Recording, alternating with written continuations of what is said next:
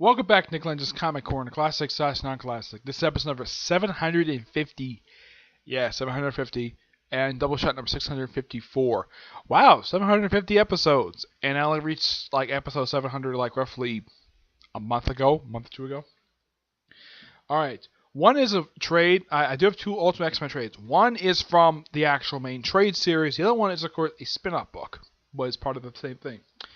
First up, it is the finale for Brian K. Vaughan's run for Ultimate X-Men Volume 13, Magnetic North, which collects issues 61 and 65. Of course, the final trade by Brian K. Vaughan, and of course, artwork by Stuart Immonen. Yep, this is the return of Magneto. And this is also the debut of Polaris. Yep, Polaris makes her debut in the storyline. Yeah. Where she gets briefly framed by another villain.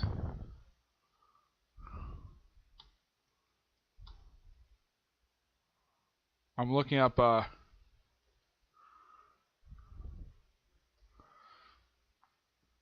yeah, and because the fact that she's apparently framed, they have to arrest her, even though, here's the thing, Havoc is super paranoid. He didn't like the fact his own girlfriend was arrested, and so, what does he do? He takes a few new mutants, basically, one of them having North Star. Yeah, there's an older version of North Star, I forgot to mention him.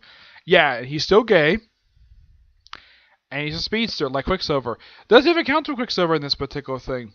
No, he doesn't, surprisingly.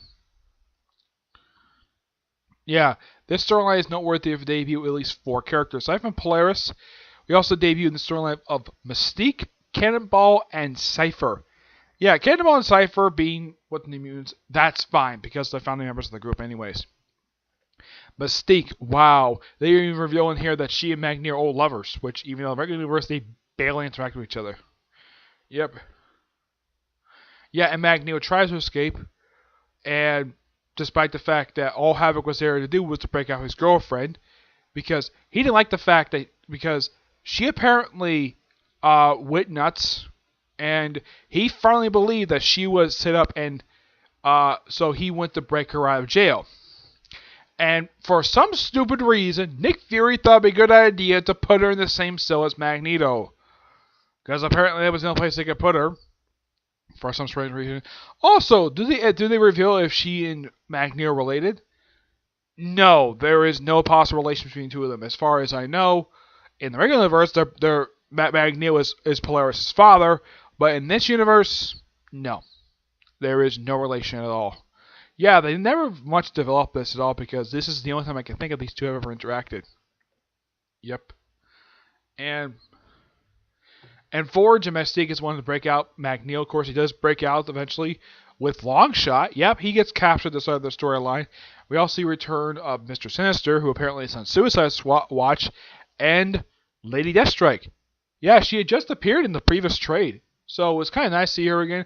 Apparently, she was tearing her own body, and when Longshot eventually breaks out, in order to protect Dazzler and Angel, he slaps Lady Deathstrike's neck. Yep. He kills Lady Deathstrike.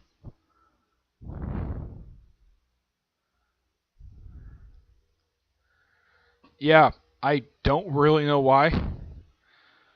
Yeah, he kills her by snapping her neck. Though I don't think that killed her off. Let's see here.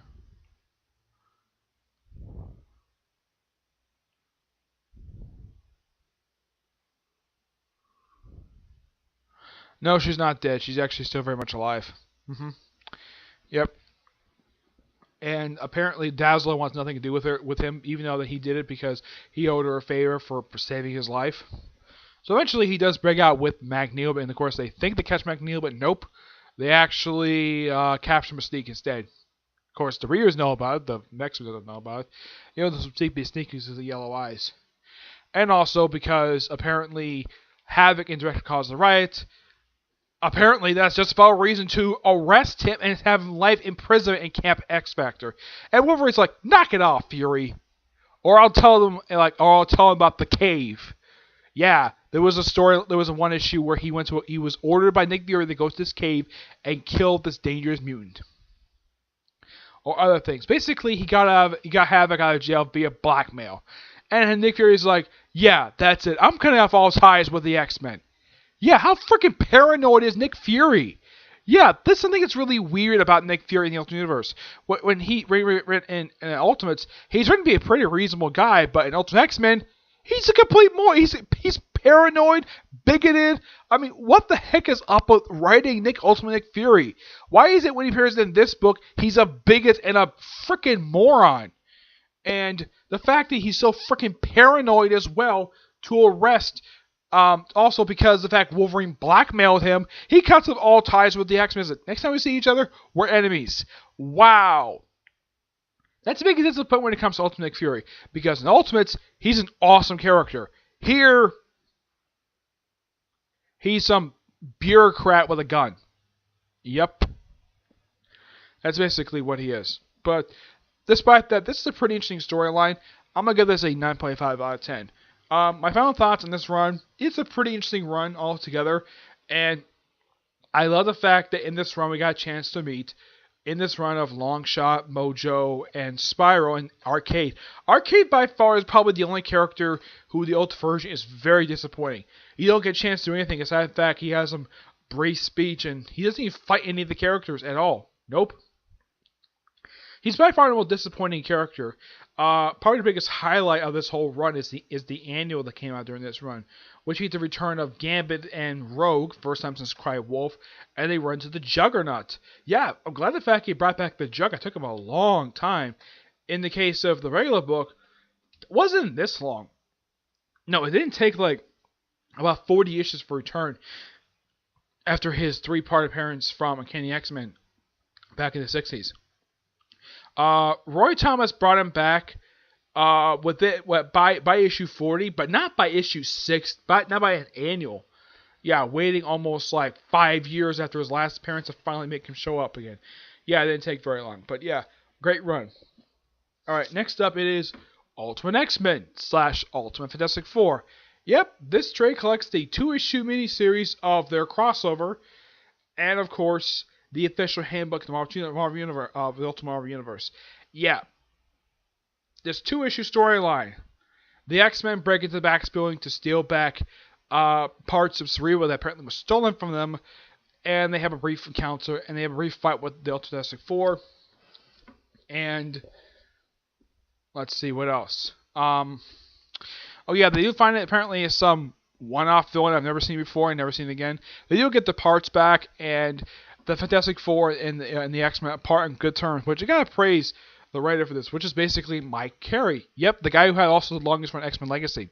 Yep, the guy who was in the book for like 5 years. He wrote this. This is actually quite interesting. I loved it.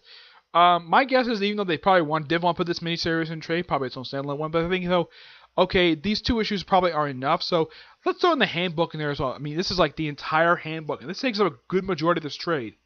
If you want to know how much the handbook takes up in this whole entire trade, let me show you off in here. This just takes up, if I can find the right page here. Here we go. Pretty much half of this trade is the handbook. Yeah. And this part here, that's the main series. Yeah. So pretty much the justifiable length of this thing, so they threw in the Ultimate Handbook because why not? It's not a bad idea to do. But the 2-issue miniseries was actually really good. And unlike what the Ultimates was to have an antagonist relationship with, those Fantastic Four they're on good terms with. And Reed Richards is written great by Mike Carey in this, well, the Ultimate version anyways. But yeah, great little storyline. I'm going to give this book a 9.5. It's really good. So I've covered a majority of Ultimate X-Men in the trades wise. I do have on order right now. Some reason it doesn't air on the site though. I do have on order the last trade that collects issues from Bendis' brief run, and pretty much a majority of the rest of the series in hardcover. I'll get those soon, but in the near future. Probably in the next week or two I'll probably get those. But yeah, that's it for this particular episode. Stay tuned for next episode, which is going to be reviewing the last trade release, Stick Defenders, and a series featuring a trade featuring the Winter Soldier. Okay? You find what they are in the next episode, okay? So see you there. Bye.